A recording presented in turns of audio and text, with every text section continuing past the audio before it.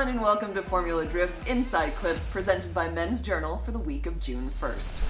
For the first time ever, Drift fans saw round number 2 of the Formula Drift Pro class and round number 1 of the Link ECU PROSPEC class compete on the same day in Orlando, and it was a long and wild day.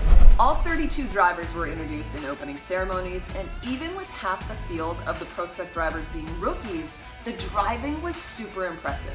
Co-founder and VP of Formula Drift, Ryan Sage, chimed in and said, "I'm very happy to see so many rookies in PROSPEC perform at a high level.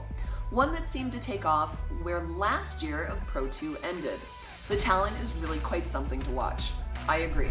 As a personal note, it was super special to watch so many dreams come true this event, as many drivers have been aspiring and fighting to get into the FD ranks for years. Many drivers have been scrapping for nearly 10 years to get to the Orlando PROSPEC start line, and so to that, I want to tell you all, heck yes, and keep up that dogged determination. I'm excited to see extraordinary driving from you all this season. Now, let's look at the PROSPEC Final Four battle of Rich Whiteman versus Blake Olson, as Aversion had confronted both these two drivers before even coming into the event. It was Blake that defeated Rich in the Final Four. But gang, listen to this. PROSPEC rookie Rich Whiteman has been drifting for about 8 years and has competed in a few events, but never thought he would break into the FD ranks due to costs and requirements, and in an honest moment told me he didn't think his driving was up to par. I would say not only did he surprise us, but himself. And to actually get to Orlando was a real challenge, as he said, "We opted to buy an older pro car and use that as the base. But due to COVID, we had major delays getting it across the border. I was finally able to pick it up around mid-April, but the car was in far worse shape than expected. We had to redo a lot of the cage, tube work, new motor, new trans tunnel, pedal box, column, seat mounts, fire suppression, wiring tune, changed to a smaller, more efficient turbo, rear subframe, etc., etc. It was essentially a full build in 4 weeks on top of working a full-time job. According to my Fitbit, I averaged 2 hours and 40 minutes of sleep per night for 6 weeks and lost 26 pounds. But it was all worth it to get a few laps in round number 1. I can't thank my full team enough, Freedom Motorsports, as we all stayed late every single night to make the car work, and eventually redid the full fuel system in the Orlando Speed World parking lot on Tuesday. Wow, I didn't expect the car to do a single lap, but miraculously it held up. You guys, I think we're looking at the beginning of a future FD champion. And then what about Blake Olson, who also put in a Herculean effort to compete? Blake said, "Heading to Orlando, I was already on a tight schedule to make it to the track for tech and practice. I had to work on Monday, which left me just 2 days to make it there for driver's meeting and then practice." Listen to this. "I basically drove as long as possible until I absolutely needed a nap and then did it all again.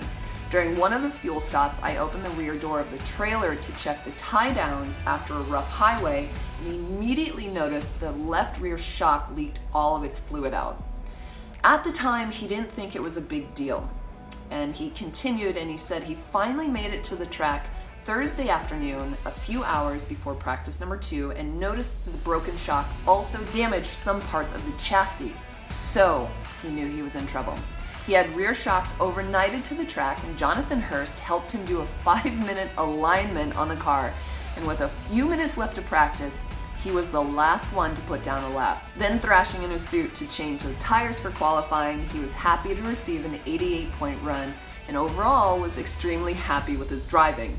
Blake did say that even though there were a lot of variables thrown his way, car issues, no practice, new tires he had never driven on, he felt that he had luck on his side and he would have preferred to finish his battle with Nick Novak, but his steering pump had other plans. He closed the event with a second-place finish. Lastly, he's a driving coach by trade and agreed to coach a new client with a full season, and their first race together falls on the weekend of Formula Drift New Jersey. So we're gonna miss him that weekend, but as we know, being an adult can sometimes be a bummer, but he's prepared to come in swinging in St. Louis. Good luck, Blake. What about our reserved on the mic but uproarious driver and Orlando PROSPEC winner, Nick Novak? He said the Orlando weekend still seems surreal to him and hasn't sunk in yet. He said winning in Formula Drift is something that I dream of while working through grassroots and Pro-Am on the way to FD. After getting on the podium at Irwindale last year, I knew that I was capable of winning as long as I made sure I was consistent and focused. He continued, for the next round, hopefully we have more of the same results.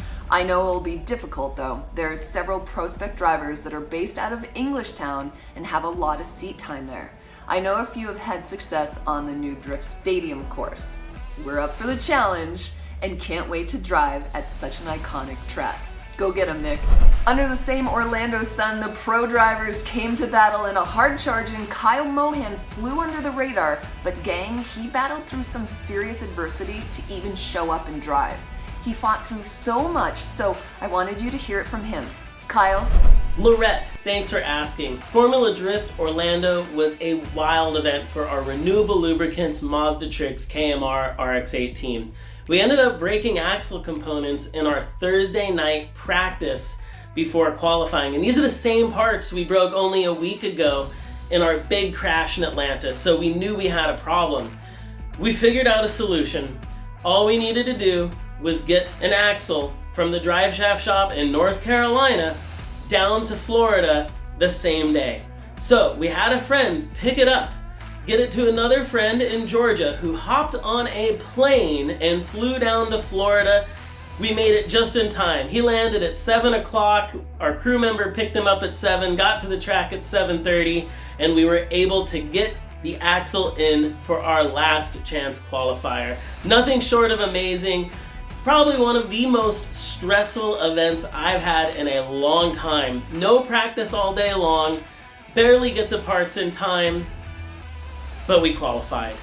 Wasn't our best event, but the KMR team is amazing. We're super grateful to be out in Formula Drift, and we are looking forward to New Jersey. See everybody out there.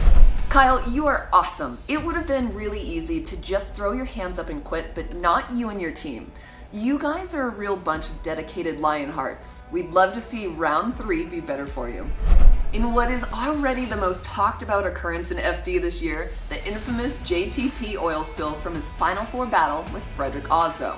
And if you didn't see it, JTP wound up in 3rd overall, but not before spilling his engine's guts all along the track, which resulted in a delayed final battle between Chelsea Denofa and Frederick Osbo after a track cleanup.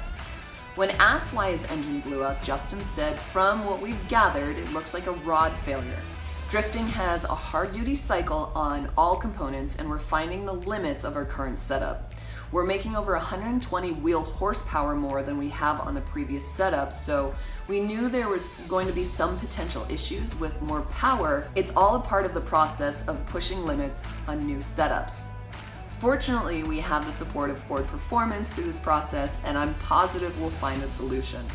They do have a spare dressed and ready to install the week after next." Justin continued saying, "I felt very confident during the event. I had the track fairly dialed at about after 4 laps and just tried to improve each lap. I had a lot of fun driving and just tried to push a little harder and harder each lap, leaving everything on the track by the end."